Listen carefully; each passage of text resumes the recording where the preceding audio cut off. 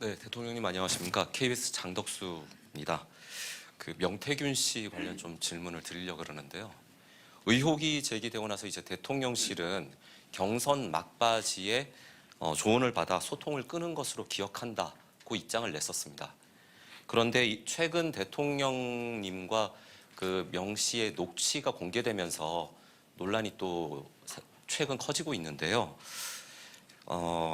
대선 이후 명 씨와 정말로 소통을 끊으신 건지 연락한 적이 없으신지 궁금하고요.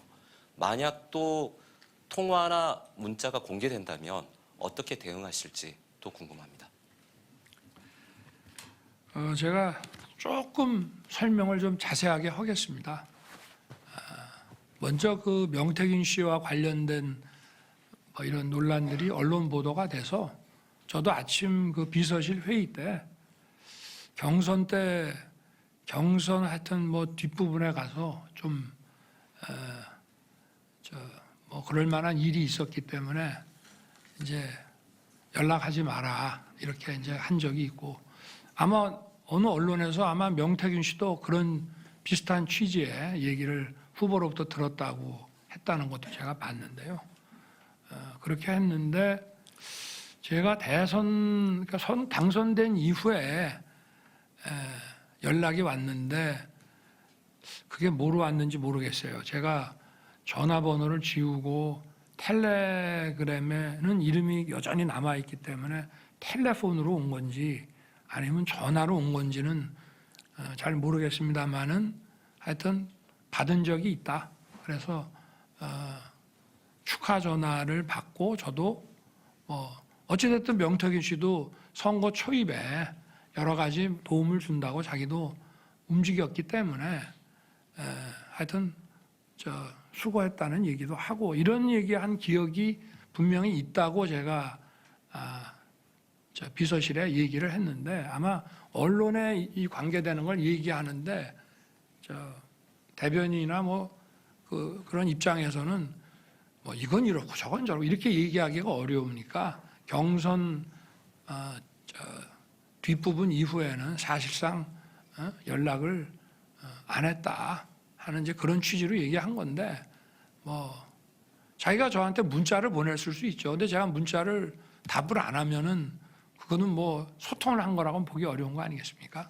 또 좋은 일로 전화를 했는데 제가 고맙다 이런 얘기는 할 수 있는 거 아니겠어요? 그러나 선거 초기에는 제가 정치에 대해서 아무것도 모르니까 정치인에 대한 얘기며 예를 들어서 제가 어느 지역에 이렇게 가면은 그 지역 사람들 만나면은 그 지역에는 이런 게 관심이 많으니까 이런 얘기 좀 해주면 좋을 것 같습니다. 이런 얘기도 하더라고요. 물론 그런 얘기를 명태균 씨한테만 받은 게 아니라 수백 명으로부터 받았지만 어쨌든 저의 당선을 반대하는 사람이라기보다는 당선을 위해서 자기가 도움이 되겠다고 나선 사람인데, 하여튼 경선 후반기에 가서는 제가 볼 때는 좀 나서지 않을 문제를 가지고 얘기를 하길래 제가 이제 좀 안 되겠다 싶어서 그렇게 한 것이고, 그렇지만 어쨌든 사람이 요만큼이라도 자기를 위해서 도움을 주려고 노력한 사람에 대해서 그렇게 매정하게 하는 것이 뭐하고, 저도 또 본인도 좀 섭섭했겠다 싶어서 제가 그때 전화를 받아줬다고 제가 분명히 우리 참모진들한테 얘기를 했는데, 언론에 얘기할 때는 이건 이렇고 저는 저렇고 이렇게 길게 얘기할 수 없어서 아마 가장 기본적인 그런 말만 한 것 같습니다. 네. 무슨 제가 그 명태균 씨와 관련해서 부적절한 일을 한 것도 없고 또 감출 것도 없고 그렇습니다. 네. 안녕하세요, 대통령님. 문화일보 김규태 기자입니다. 근데 이어서 좀 질문 드리고 싶은데요. 그 여사님도 그 대통령님 취임 이후에 명태균 씨와 수시로 연락했다라는 주장이 나오고 있습니다. 이 관련해서도 언제까지 지금 여사님이 연락하신 건지, 왜 연락하신 건지 설명 부탁드리겠습니다. 제가 제 아내 휴대폰을 좀 보자고 이렇게 할 수는 없는 거라 제가 그냥 물어봤습니다.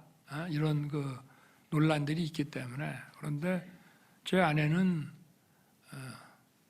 뭐 어쨌든 제가 일단 뭐 대통령에 당선이 되고 또 취임하고 하면은 하여튼 좀 그 전하고는 이 소통 방식이나 이런 게 좀 달라야 된다고 얘기를 하니까 본인도 많이 줄인 것 같고 한 몇 차례 정도 뭐 문자나 뭐 이런 걸 했다고는 얘기를 합니다. 그런데 뭐 제가 이 자리에서 그걸 공개하기는 좀 그런데 좀 일상적인 것들이 많았고요. 뭐 그렇습니다. 그래서 몇 차례 없는 거로 알고 있습니다.